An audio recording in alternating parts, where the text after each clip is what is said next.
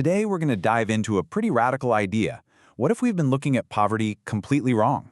This explainer gets into a proposal to re-engineer society to get rid of it, and the argument is, we're not missing a social program, we're missing a literal physical floor.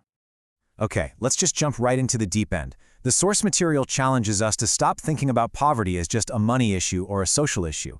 Instead, what if we framed it as a structural flaw, like a critical bug in the actual design of our civilization? And this brings us to this core concept they call architectural poverty. The idea here is that it's not about just having no money.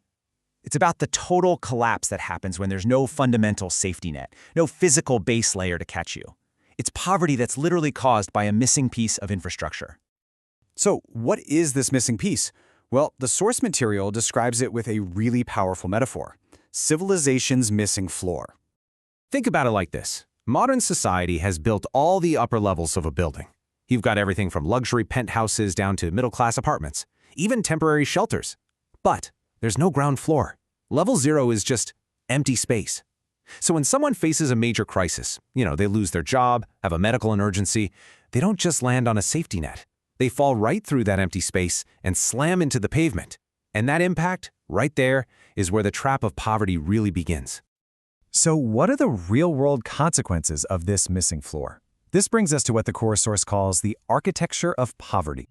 And wow, this slide just illustrates the devastating domino effect perfectly. It's never just one thing that goes wrong, is it? It's a chain reaction. You lose access to a shower and suddenly you can't show up for a job interview. You lose a safe place to sleep night after night, and your health, your ability to think clearly, it just plummets. Without an address, you're basically invisible to the system. No jobs, no services, and maybe the worst part, without any sense of security, you get trapped in survival mode, literally unable to even imagine a future. It's a vicious, self-reinforcing cycle of collapse. So, if the problem is a missing floor, well, the solution becomes kinda obvious, doesn't it?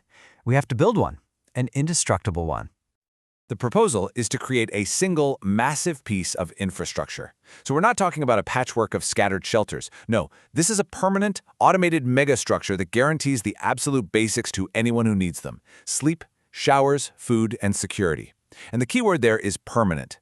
This isn't supposed to be a temporary fix. It's designed to be a permanent feature of the civilized world. Now, I know what you're thinking. A megastructure? That sounds impossibly huge, right? Like something out of science fiction. But the source actually breaks down the numbers to see if it's even feasible. So let's take a look at the blueprint. The source uses California as a kind of case study to see what this would actually cost.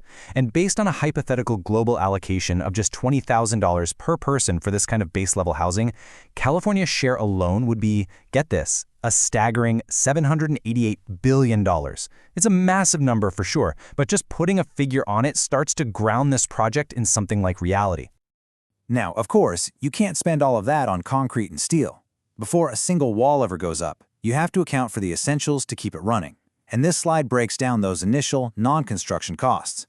You can see portions are set aside for a long-term operating reserve, for crucial security systems, and for administration and contingency funds.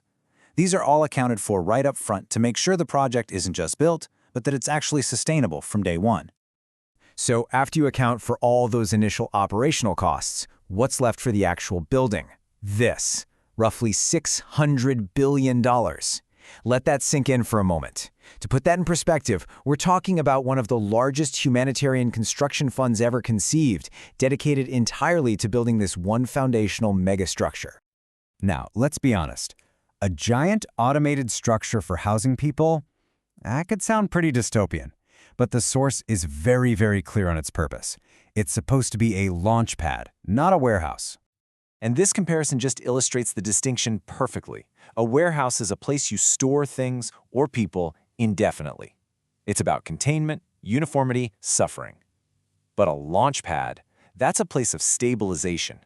It's designed to provide clarity and possibility, to empower people so they can rebuild and then re-enter society.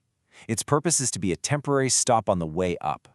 And that's the whole point. A launch pad isn't just about storage, it's about what happens to a person when they finally have stability.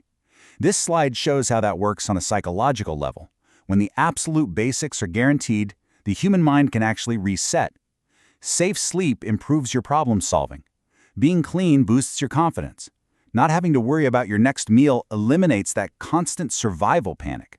It breaks the trauma cycle and gives people the mental and physical foundation they need to actually help themselves. Now, to really grasp the scale of this idea, the source places it in a historical context, arguing it's simply the next logical step for civilization.